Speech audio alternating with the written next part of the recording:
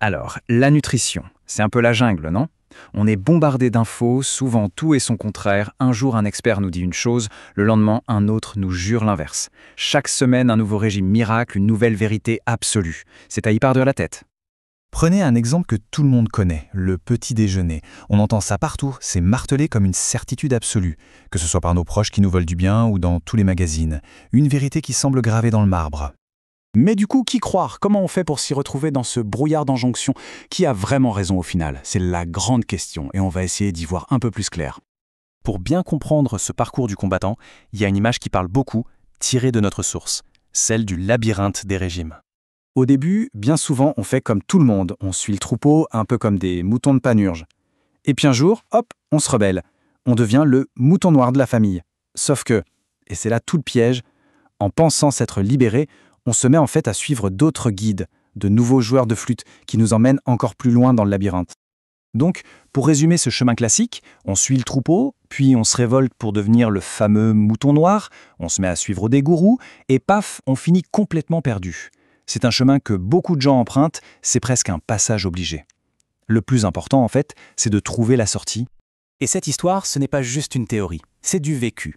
C'est l'histoire de Tati Lawers, l'auteur du livre qui a inspiré cette analyse. Et son parcours est une illustration parfaite de ce labyrinthe. Imaginez un peu le truc. À 38 ans, elle se lance à corps perdu dans cette quête de la santé par l'alimentation. Et elle n'y va pas à moitié.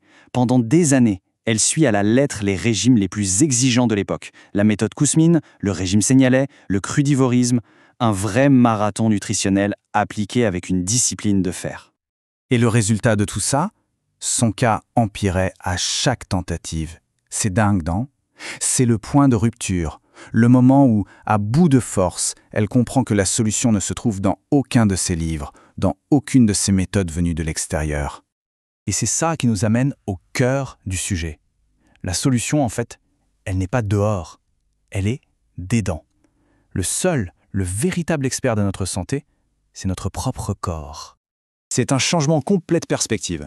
On arrête de suivre des règles toutes faites, des plans stricts, des « il faut » et des « il ne faut pas ». À la place, on commence à écouter. Écouter les signaux, les murmures, parfois les cris du corps. C'est passer de la peur de mal faire à la confiance en soi, en fait.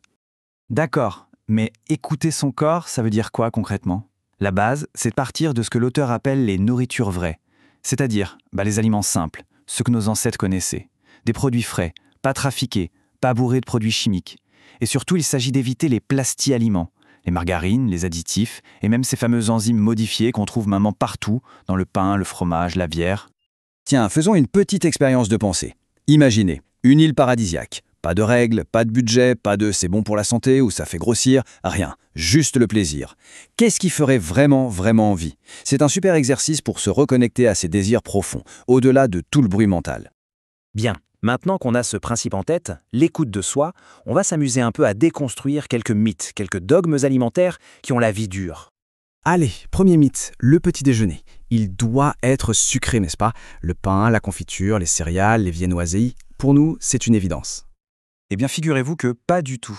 En fait, cette habitude est super récente. Et elle est purement commerciale. Au début du XXe siècle, nos arrière-grands-parents mangeaient salé le matin. Une soupe, du lard. C'est un grand fabricant de confitures qui a eu l'idée de génie de récompenser les instituteurs qui arrivaient à convaincre les enfants de passer au sucré. Incroyable, non?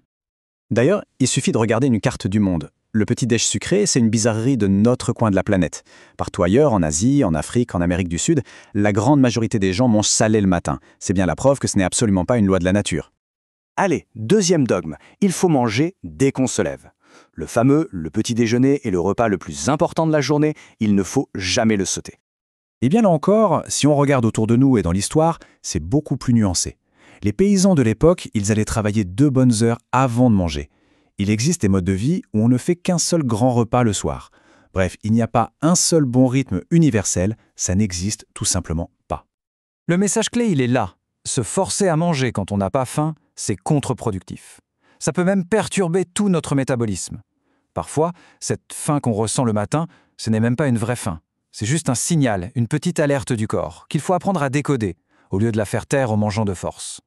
Alors, où est-ce que tout ça nous mène? À une conclusion qui peut paraître presque trop simple, mais c'est justement ça la clé, la simplicité. S'il y a une phrase à retenir, c'est celle-là.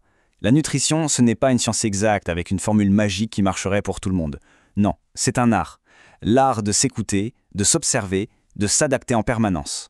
Le but du jeu, ce n'est donc pas de trouver le régime le plus compliqué et le plus parfait. Au contraire, c'est de simplifier, de revenir à l'essentiel, d'écouter et surtout de faire confiance à cette petite voix intérieure, à cette boussole qu'on a tous en nous.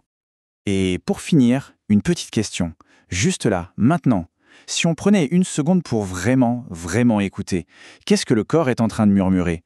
De quoi a-t-il réellement besoin? La réponse, c'est peut-être le début de tout.